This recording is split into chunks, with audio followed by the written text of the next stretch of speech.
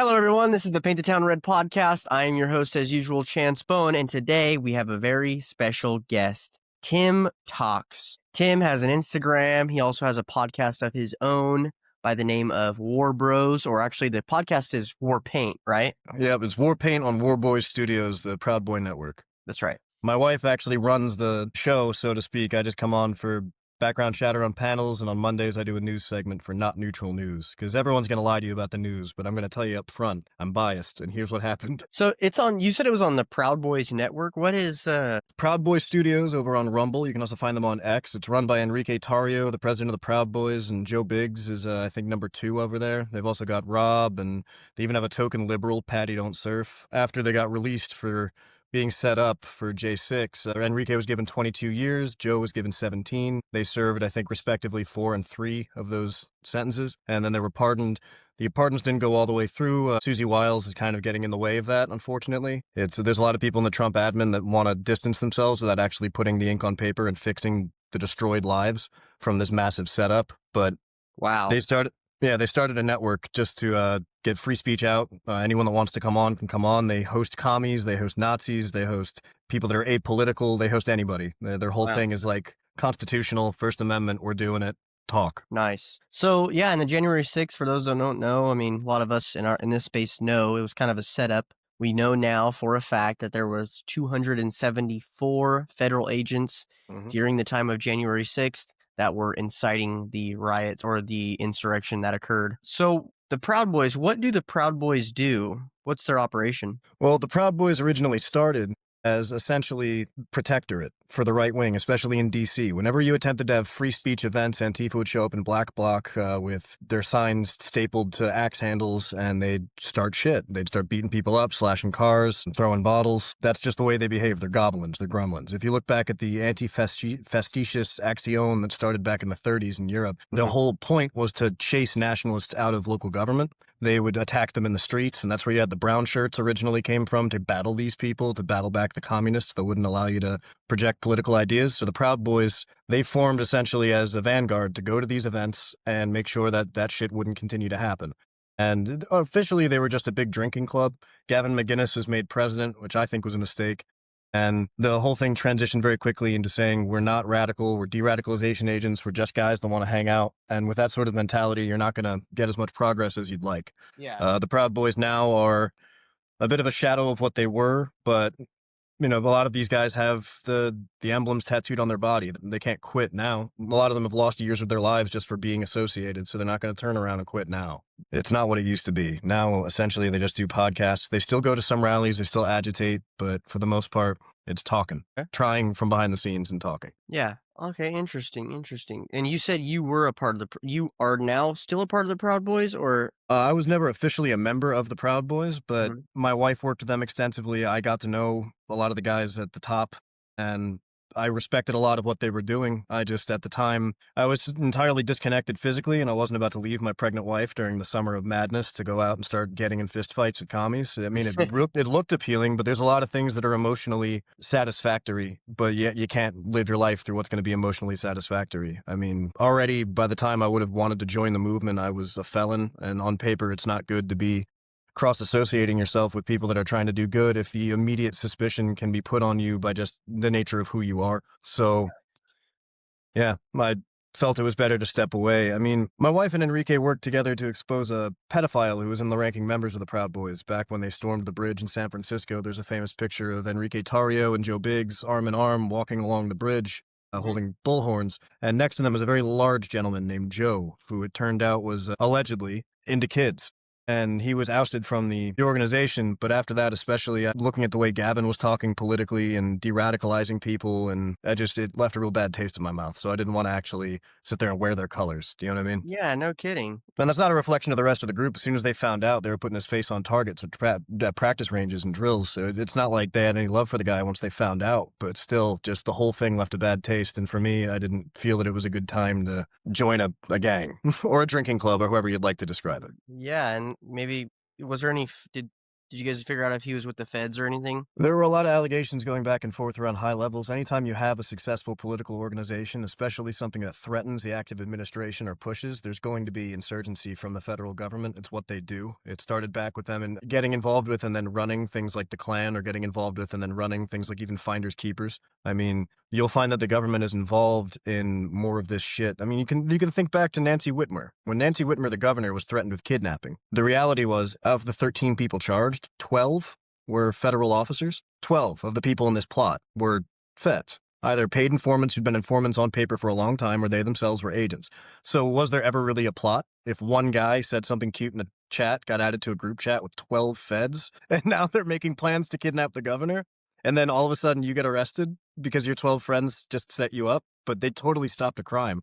That kind of shit. So you have to expect that the FBI is going to be involved in almost any movement that could possibly threaten either politically or physically or even culturally. It's their job. It's their business. The CIA shouldn't operate on U.S. soil, but you know how intelligence agencies are. Yeah. So you mentioned the KKK earlier. Were you ever a part of the KKK or anything like that? No, Oh, nothing okay. like that. I've never lived below the Mason-Dixon. I mean, now I'm in Appalachia, but technically I'm in the northernmost southern state, southernmost northern state. It's West by God, Virginia. So it's like, no, Yeah. I'm not affiliated with anything like that. So you're just pro-white and you're obviously very educated. I talked to you a little bit over on Instagram and stuff like that. And you know quite a bit of stuff about white history, things like that. What made you want to research all of this type of stuff? Well, I would say the big turning pinnacle point in my life was prison. At 18, I got really drunk one night with some friends off the original recipe of Four Loko when they used to cut it with an insane amount of caffeine. And I had the first can, and it tasted like bad Arizona iced tea, but I think I'd broken up with a girlfriend or something. I was upset just in general, and it was summertime, and had the first one, tasted bad. Had the second one, tasted a little better. I remember in my third, someone offering me a half of a Xanax, and the last thing I remember was being like, "Oh, why not? I've never done it before. What's the worst that could happen?" And I woke up the next morning wearing a Continental uniform with stolen muskets and pistols and tomahawks and all manner of national treasures surrounding me in the bedroom and stories. I mean, my roommate at the time, I'd left home. My father was a heroin addict, so I left home when I was maybe 15 and started couch surfing. I was still going to high school. I was going to graduate. I was going to be the first Napier in 3 generations to graduate, and I did. But my roommate's sitting there looking at me like, dude, A, mom's going to be pissed, and B, like, what the fuck? Sorry for cussing, but yeah, no, I got locked up. I did 3.5 years. It was only supposed to be three flat for criminal trespassing. They wanted to throw federal charges at me. Each firearm would have been a federal possession, so that's 13, and then a bunch of other stuff. They wanted my bail at $1 million, so I would go to the feds. They busted it down to 970,000, so I could stay in the state system, and the feds didn't want the case ultimately. And I did 3 years, then I got an additional 5 months, 26 days for institutional charges from fighting. I mean, you're in gladiator school. You have two choices. You have roll over and let them piss in your backyard, or you have determine if you have the metal in you or not. Mhm. And it's not an avenue I'd recommend anyone going down. Violence doesn't really solve anything. It should only really be used reflexively or defensively. But that woke me up to it, being in a system and a situation where I was watching the hatred and the ideologies develop. Because Islam, even back then, we're talking 2012, 2013, was when my charge was. And Mhm. I was in and out of county jail before they finally sentenced me.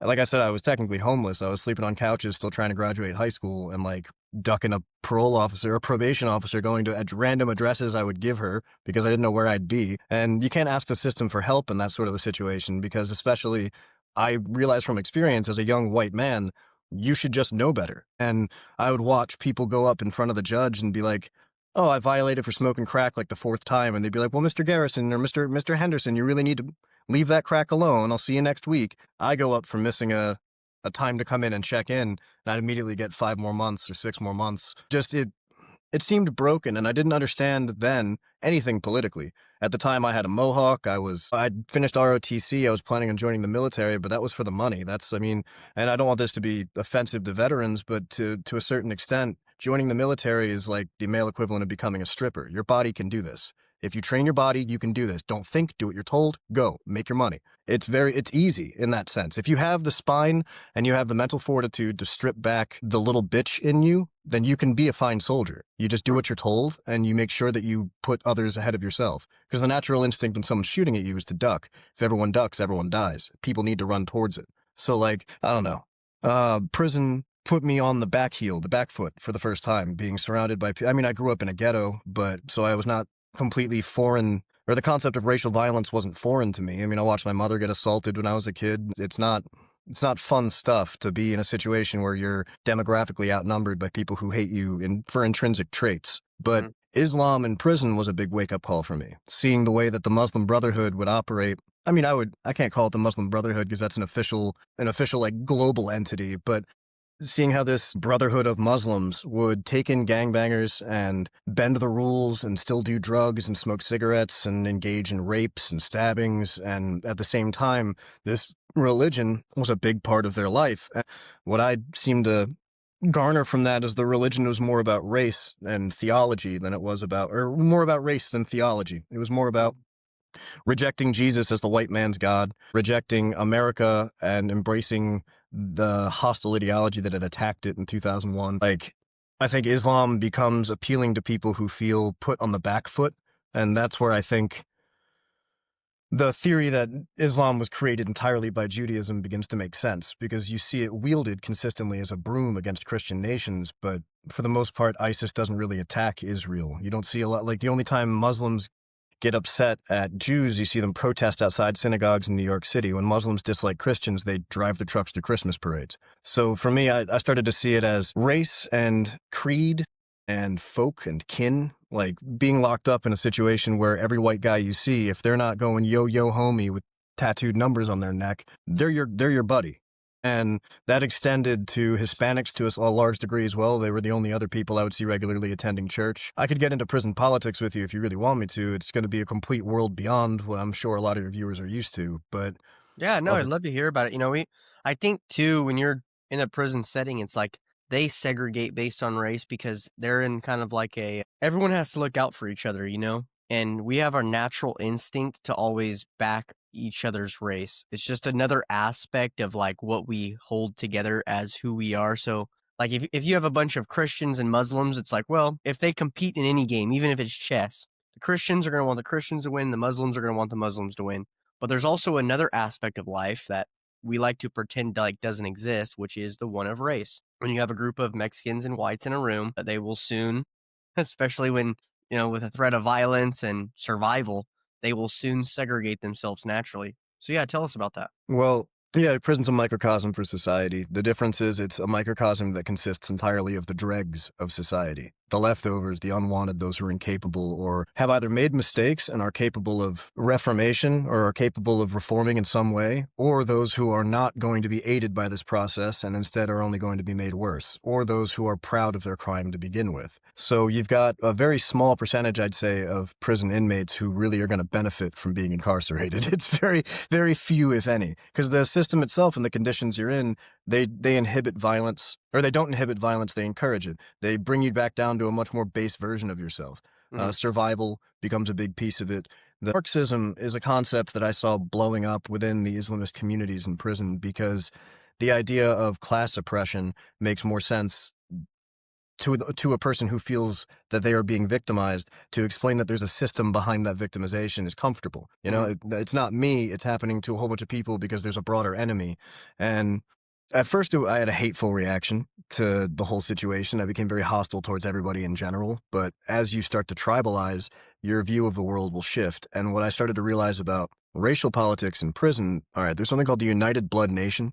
It's like an umbrella for all blood gangs. And there's a few blood gangs that don't belong there. Sex, Money, Murder, for example, SMM, they don't belong under the UBN. They're their own thing. Brimstone and Bounty Hunter Bloods on the West Coast, they're their own thing. Gangster Disciples are their own thing.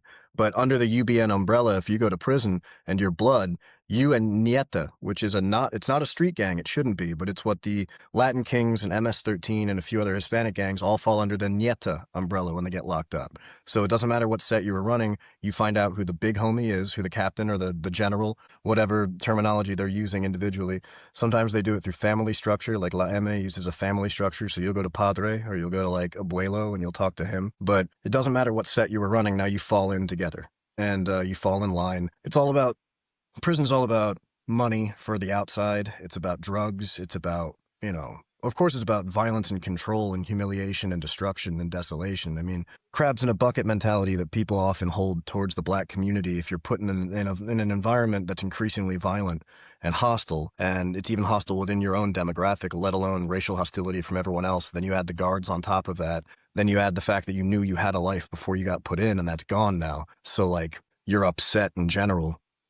The crab in a bucket mentality gets the bucket starts boiling, and it becomes madness. And it's unfortunate, but it's a consequence of the system as it is. I mean, for-profit prisons are a problem because they need overpopulation. I mean, the Mercer County Correction Center, where I stayed in Jersey, it's 3 bunks high, 58 guys to a small room with 3 bathrooms in the back and a day room, like 3 stalls, and that's it. And they're 3 bunks high. They're not legally allowed to build triple bunks anymore. Like, they had to go around and uninstall a bunch of them, but in certain county jails, they kept them because it's like, what are we going to do? We keep arresting mass numbers of people, and instead of actually putting them into a system that either dispatches them from the planet because they're not suitable for society or actually teaches them to reform, we're just going to keep seeing the same faces over and over. This becomes a second home. And that's not to mention homeless people who will commit crimes in the wintertime just to get 6 months where they get 3 meals and a warm bed to sleep in. Like, that's a thing. The system is incredibly broken in that sense. All it taught me really was race. I'd never seen it as that through that lens before until I really had to. And then it was easy to look backwards through my life like a golden needle sewing things together and pulling them tight. And once the suture was closed, that was it. I'd scarred over and that was it. And I graduated high school, but barely. I spent more time in cells than college classrooms. I tried to go to community college 3 times.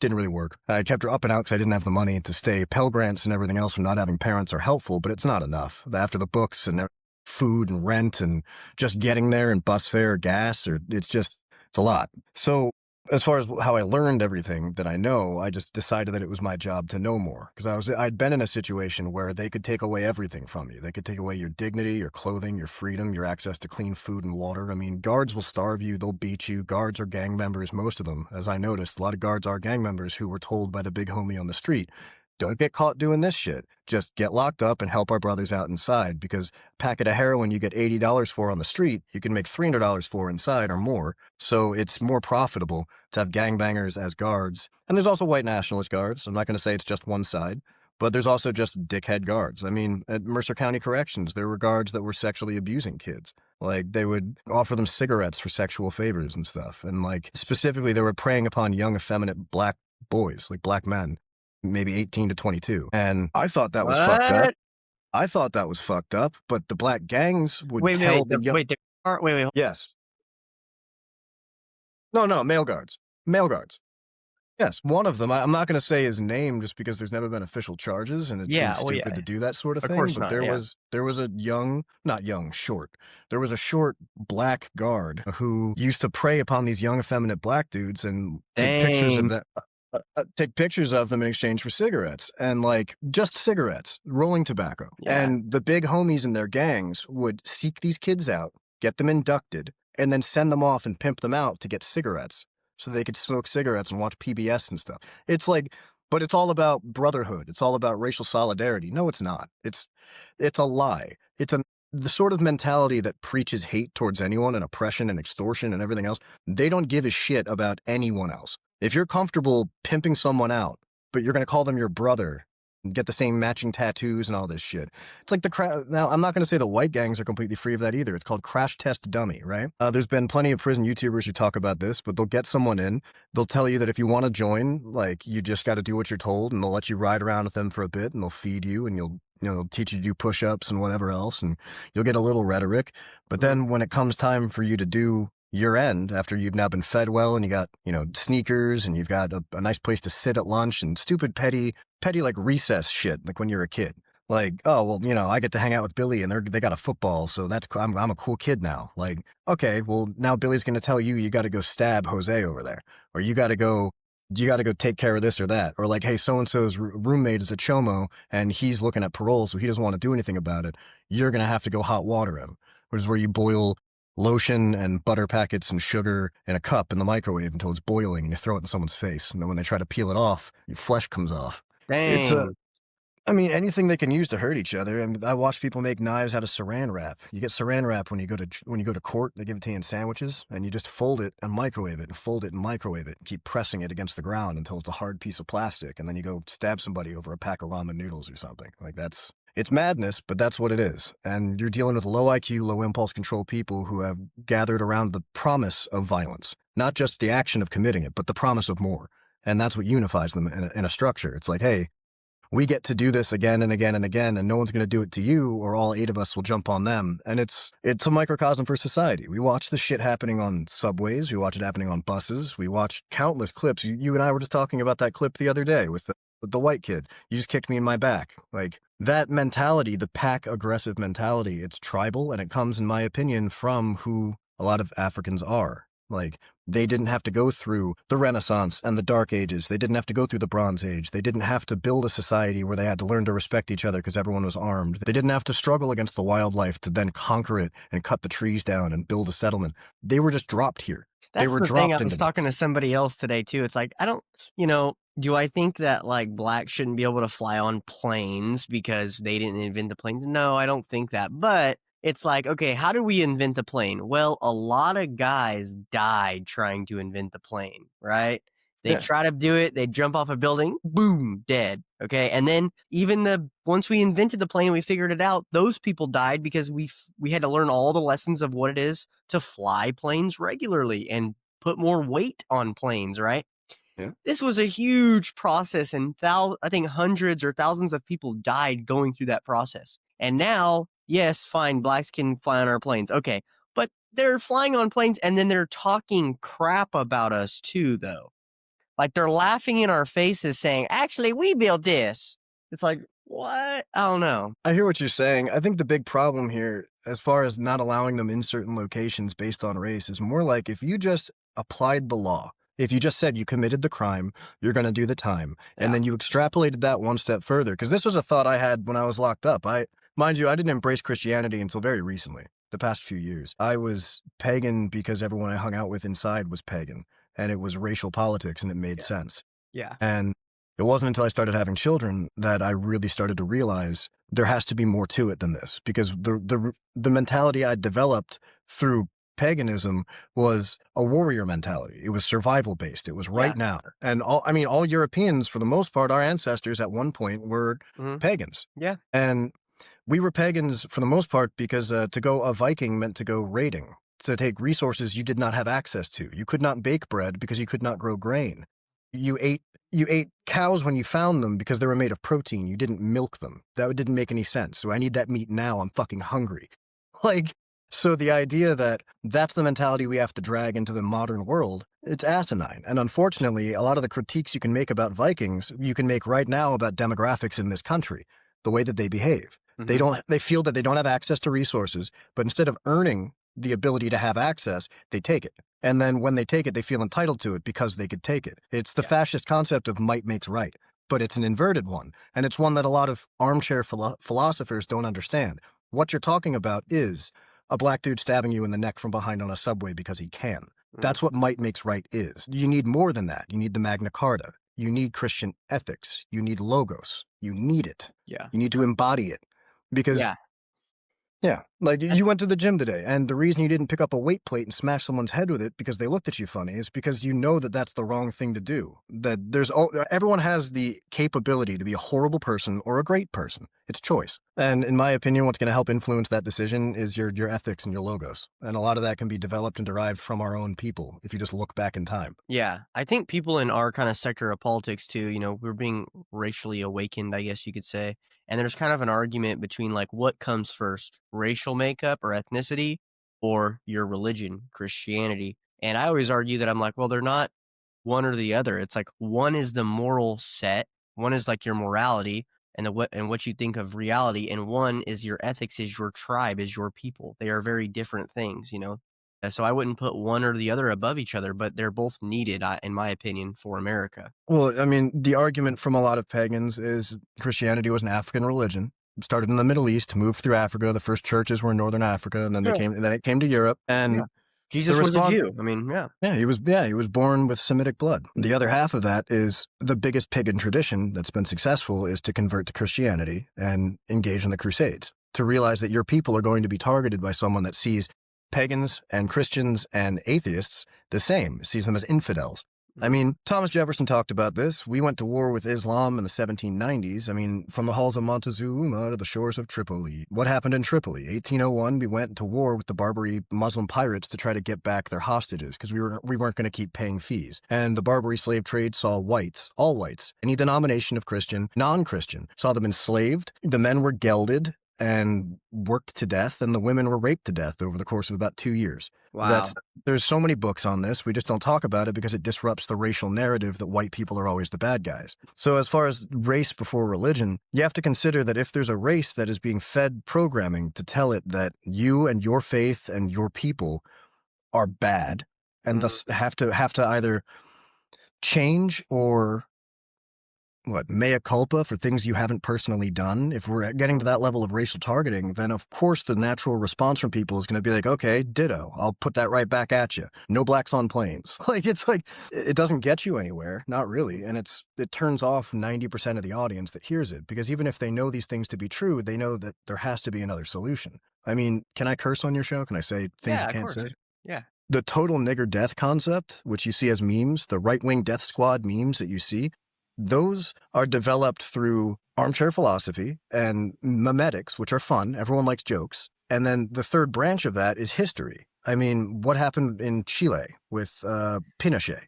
When Pinochet took it over, the term make commies afraid of rotary aircraft again, they ran out of bullets shooting commies. They were throwing them out of choppers. Like August Pinochet. Pinochet is a prime example of you can take it too far, but is it understandable? Because you had a country that had been run into the dirt. You had the same sort of debauchery and lecherous behavior. You had the economy was completely crippled. You had communists in positions of authority all through their government and in their academia. You had the young people turning away from faith, turning away from family, turning away from fatherland.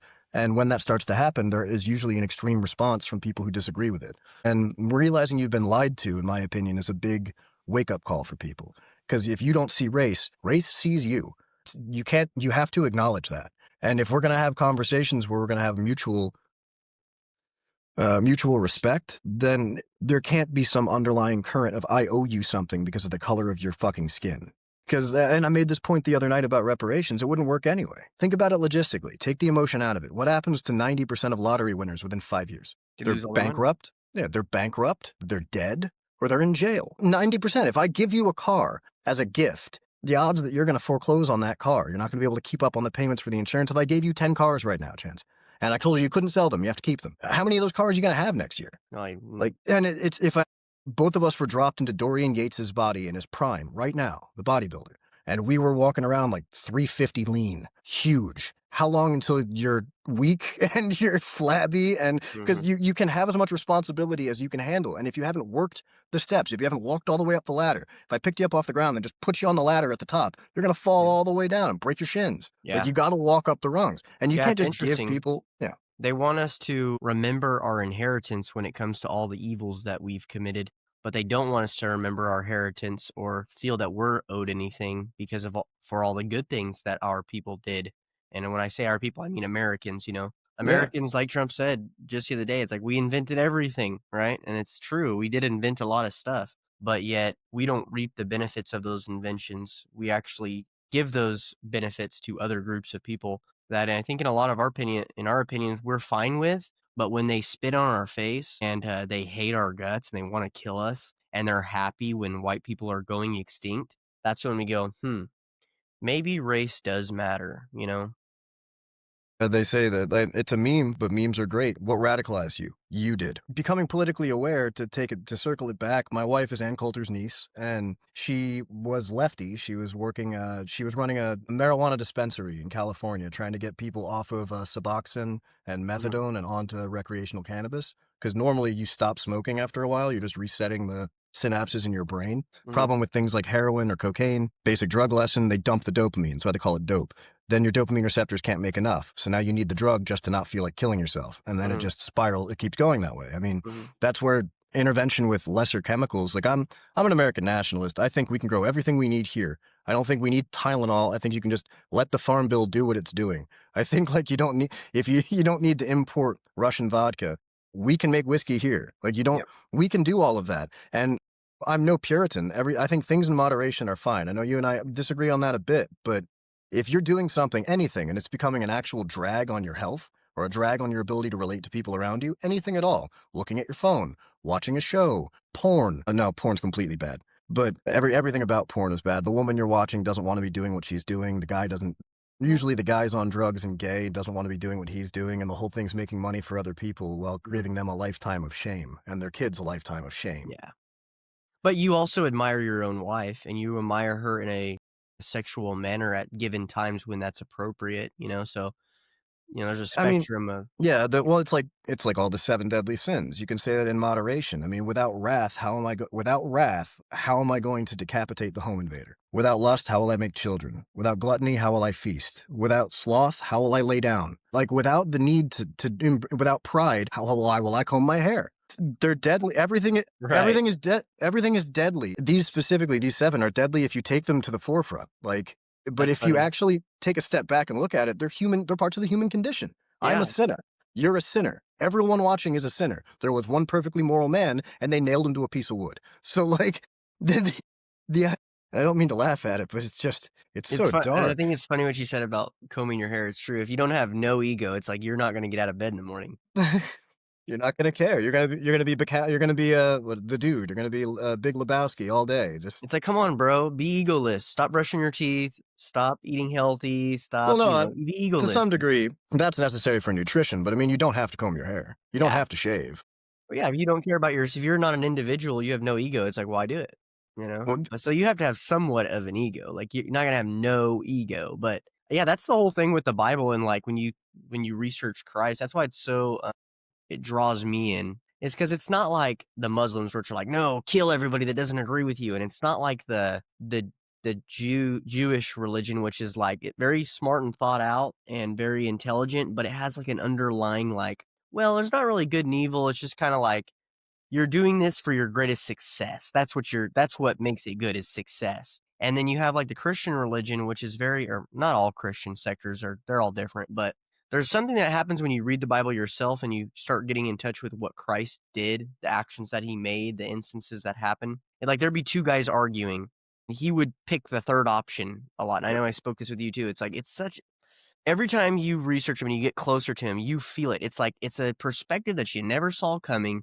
That's not like the most moral and the most like, and it's not the most evil. It's kind of like right in the middle. And it's like it's reasonable, but it's also to where you could survive, but it's also takes care of like all of the other things in the Yeah. situation that you're in.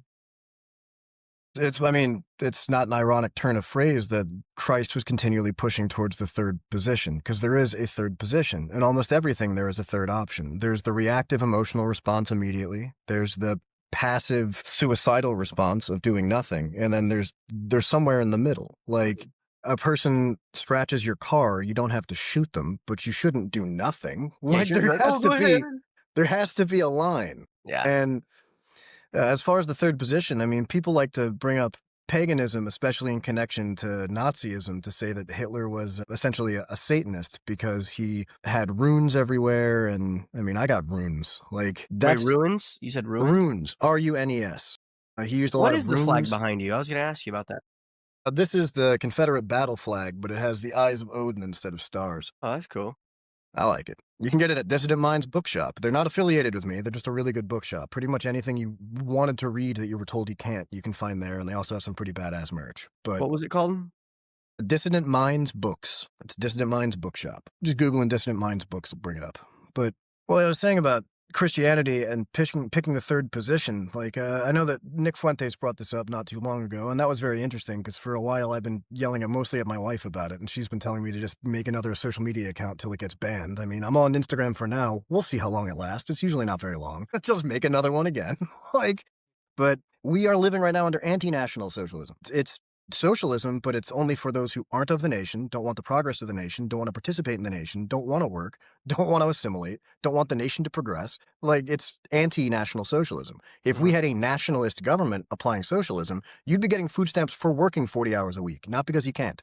They'd be saying, hey, you're contributing so much. Here's a voucher to free local farms. We're subsidizing local farmers to make sure you get a veggie box at your house once a week. That's national socialism. Yeah, I mean, look at how we're treated. Look at the differences of how we're treated too. It's like, look at the Proud Boys, right? The Proud Boys are a group of pro-white people that want to honor our heritage. And look what happened to them. They got infiltrated, they got conned, they went to prison. I mean, they're all in jail. And the other side, well, literally, the leaders of the other side, the left-leaning side that want to benefit illegal immigrants and everybody else, they're openly telling people within our government to not listen to their leaders, to our president and to the Constitution or to any of our rules and laws in order to do what they want instead, which is keep illegal immigrants in this nation. The entire system in that sense is completely broken because of warped manipulation. Like, manipulation of viewpoint is the biggest problem in America. People say it's the right and the left. It's the media. It's the camera guy. If we could actually have an honest media, we wouldn't be in this situation. Enrique Tarrio is Afro-Cuban. He's the president of the Proud Boy movement. The Proud Boys are supposedly a white nationalist movement. Enrique is fucking Afro-Cuban. What are you talking about? Yeah. It's a bunch of patriots. That's all it was. I mean, do you see what I'm saying, though? Like, yeah. And it's not that they're not pro-white, because believe it or not, you can love the Western world and love white people and not be white, because the Western world was brought to you via white people. Right. Like, come on, man. Like, I like George Washington. I just didn't like that he was white. It's like, come on, man. Mark Kelly is actually right now being under investigation by the United States Department of Defense because of what I just mentioned, him telling people to pretty much not do what they're told, not do what the president's told or anything like that when it comes to the, getting illegal immigrants out of our country. Now, Mark Kelly, if you guys don't know, Mark Kelly was previously an astronaut. He is the governor? Or wait, he's the senator of Arizona. And if you don't know, senators are kind of like the wealthy people in politics. And do you think anything's going to happen to him? No, it's not. I'll tell you right now, I'll bet my freaking house on it. Nothing's going to happen to him. They say, oh, there's under an investigation for him. No, nothing's going to happen. I'll tell you right now, nothing's going to happen. They won't do a thing to him one bit. He might get fined, maybe, but that's it. And he's literally committing treason. I mean, he's literally committing treason. He's telling our people within our government to not follow the leader of the president or the laws that we have in place openly. And he's a part of the government. Whereas if we do it, we get infiltrated and we go to prison immediately. I mean, it's kind of nuts, really. It's absolutely insane. And I heard this point from Beanie Boy, Tim Pool, right? And I'm not a big Tim Pool fan, but I try to listen to everybody. I listen to UK stuff. Podcast The Lotus Eaters is great if you want to know what's going on in Europe. They're a bunch of right-wing guys. Podcast of The Lotus Eaters, Socrates reference, eating the lotus leaf. But it's Carl Benjamin, Sargon of Akkad. He runs that. They do stuff all week. They're constantly putting out new information. It's all about what's happening in UK, what's happening in Europe in general, but they're just a bunch of normal European guys. They've got Greek, they've got a guy, Lotus Eaters, the Lotus Eaters podcast. That's the lotus plant or the lotus flower because it makes you trip out, and that's what a Socrates did, right? Well, he poisoned himself with hemlock and lotus in front of the whole crowd at one point. Did he die? I wish I could tell you. I'm sorry. I'm not. Greek is what I'm getting into now, but it's not my anchoring point in philosophy. It's fascinating, though. I mean, you can look at even it's like I'm undergoing my own European Renaissance in that sense, because they went back to the Romans and the Greeks, and I'm slowly working my way there. But so did lotus plant though? So that's a poison. That's to kill you. I thought it was like a psychedelic drug or something. Lotus can be psychedelic, but it's also considered poisonous. Yeah. It's like rhubarb, depending on what you eat. Bleach is poisonous, but if you take just the right amount. Yeah. But what Tim Pool was saying was they're playing a game through media. This brings back what I was just saying about the media. If we really wanted to take this country back, the first thing we have to do is turn off the speaker box of the people that fucking hate us and are doing their best to drive us not only against each other, but away from the ability to progress within our own living situations, be that communities, states, or as a nation. Like the Marxist programming, and it's CIA-sponsored, Operation Mockingbird, everyone should look into that. Mockingbird is when the CIA deliberately put people like Anderson Cooper, who's CIA, into news orgs so that they can divulge information and disperse it to the public that's already been pre-written, pre-recorded from triple-letter agencies. It's manipulation of the highest order. It's propaganda. And the problem is the media will come out and say, this is illegal, this is illegal, this is illegal. or I'm sorry, the media will come out and say, don't follow illegal orders. Or no matter what you do, don't follow illegal orders. You'll have governmental agencies and people, representatives, senators like Kelly saying this. And then you'll have the media turn around the next day and say, hey, what ICE is doing, they'll have all these talking heads. What ICE is doing is illegal. What Trump is doing is illegal. Like all of these orders are illegal. Now, you can clearly see Mark Kelly is saying, don't do what they're telling you is illegal and don't do illegal things. And look at the media. Everything you're doing is illegal. Don't do it. He's now stepped away one step from directly saying what he was going to say. He's got the media running interference for him. And if you lock down on the media, it's anti-First Amendment. You have Kimmel getting let go by the Sinclair group because they didn't want to have him on the airs, but that's now Trump's problem, and Trump did that. Like, the idea of calling Trump a fascist and a dictator is fucking laughable. If you look, I'm not allowed to vote. I'm a lifelong felon for the rest of my life. I'm not going to be allowed to participate in the politics of my own nation. And because I made a mistake when I was 18. And you know what? That rule disallows a lot of people who shouldn't be able to vote from voting. So I take it on the chin. It is what it is. That said, I can't vote, and any actual threat of violence has to come from the ability to do it.